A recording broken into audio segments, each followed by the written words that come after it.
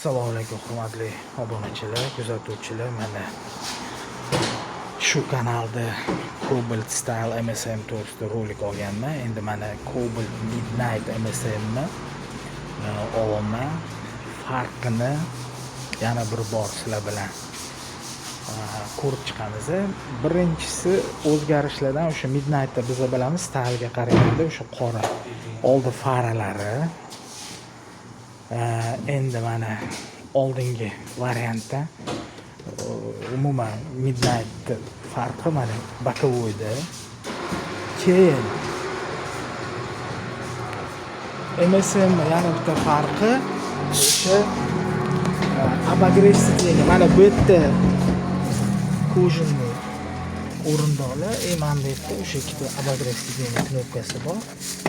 Mana bu yoqda replikani olsam, ko'rib turibsizlar o'sha knopkalar. Bitta rezinka qo'yilgan o'shanga. Monitor, keyin mana rulda o'sha knopkalari bor, navigatsiya. Bu yerda o'sha tabloda ham farqi bor. Mana va yana o'sha oq kristal faralari, orqa faralari. Buni narxi 165 million 200 ming, o'sha salon narxi. Bugungi kunda qora rang yana trendga aylanib bormoqda Cobaltda.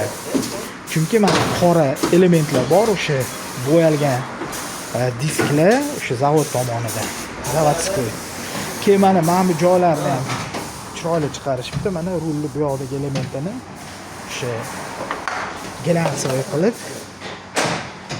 Endi shu mana bu orqa farasi ham qora rangda ajralib turadi. Obuna bo'linglar, like bosinglar, videoga kuzatib boringlar. Efirga ham olib boramiz. Xudo xolasa. Mana sizlarga qisqacha bo'lsa ham shu Cobalt Style MSM ni olib berdim. Endi o'zi asli 4 ta pozitsiyasi bor deb aytilyapti. Style'da ham Midnight ham MSM bor. Oddiy Style, oddiy Midnight ham bor. Shu kuzatib boringlar, efirlarga kirib boringlar. Xudo xolasa qiziqarli videolar olib sizlarni xursand qilishga harakat qilamiz. Rahmat. Xayrlashmadan omon bo'linglar.